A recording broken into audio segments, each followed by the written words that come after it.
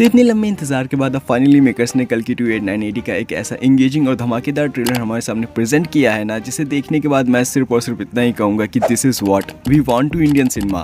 फिर चाहे वो इसका BFX हो, CGI हो या फिर इसकी वर्ल्ड बिल्डिंग, सब एक से बढ़कर एक। खास करके अमिताभ बच्चन सर का एक्शन जो हमें ट्रेलर के अंदर देखने को मिला। आई मीन जिस तरह से उनके कैरेक्टर को डायरेक्टर नाग अश्विन ने हमारे सामने प्रेजेंट किया है ना, सच बोलूं तो बंदे ने कसम से दिल खुश कर दिया है। क्या फर्स्ट ऑफ ऑल बात करूं ट्रेलर की, तो ट्रेलर बेसिकली एक नरेशन के साथ शुरू होता है जिसमें हमें ये बताया जाता है कि अब सिर्फ और सिर्फ अर्थ पर दुनिया की पहली और वर्ल्ड की आखिरी सिटी ही बची हुई है, यानी कि काशी। और यहाँ भी जीवन जीना काफी ज्यादा मुश्किल हो चुका है, क्योंकि सर्वाइव करने के लिए जो भी सोर्सेस चाहिए होते हैं इनमें से ना तो इनके पास पानी है, ना ही खाना और ना ही ताजी हवा। ये सारी की सारी चीजें इनसे कॉम्प्लेक्स वालों ने छीन ली है, जो बेसिकली इस पिरामिड शेप की बिल्डिंग का टाइटल है। और अगर नीचे से किसी को कॉम्प्लेक्स के अंदर जाना भी है तो उन्हें इसके लिए 1 मिलियन यूनिट यानी कि पैसे देने होंगे, जो बेसिकली इस सिचुएशन में दे पाना तो एक तरह से इम्पॉसिबल ही है। लेकिन वहीं दूसरी तरफ कॉम्प्लेक्स में रहने वाले लोग इन लोगों का खाना पानी ही नहीं ले रहे हैं, बल्कि उनसे ये भी बोल रहे हैं कि अब तुम्हारा सिर्फ और सिर्फ एक ही भगवान है और वो है सुप्रीम यास्किन, जिसका रोल इस मूवी के अंदर हमारे कमल हसन सर प्ले करने वाले हैं। इसके बाद ट्रेलर के अंदर हमें ये बच्चा दिखाया जाता है जो अश्वत्थामा यानी अमिताभ बच्चन सर से ये कहता है कि आप तो इतने शक्तिशाली हो, तो आप हमारी रक्षा क्यों नहीं करते हो। जिस पर अश्वत्थामा सिर्फ और सिर्फ इतना ही कहते हैं कि मैं सिर्फ एक की ही रक्षा करूंगा और सिर्फ उसे ही बचाऊंगा, जो बेसिकली भगवान विष्णु का दशा अवतार होगा, यानी कि कल्कि अवतार, जिसे दीपिका पादुकोण जन्म देंगी।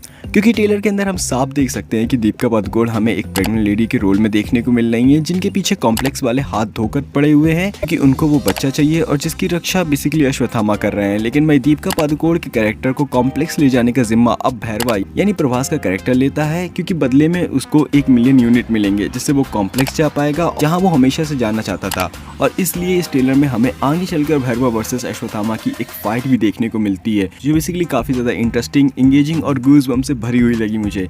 जहाँ इसके अलावा बात करूँ इस मूवी की BFX और CGI की, तो डेफिनेटली मैं इस मूवी के मेकर्स से बिल्कुल भी डिसअपॉइंटेड नहीं हूँ, क्योंकि उन्होंने सच में हमारे सामने एक ऐसी मूवी प्रेजेंट की है, एक ऐसा काम किया है जिसे हम डायरेक्टली हॉलीवुड से कंपेयर कर सकते हैं। फिर चाहे वो इसकी वर्ल्ड बिल्डिंग हो, सिनेमेटोग्राफी हो, इसके एक्शन सीन्स हो या फिर इसकी डिटेलिंग, जिस पे लिटरली काफी ज्यादा ध्यान दिया गया है।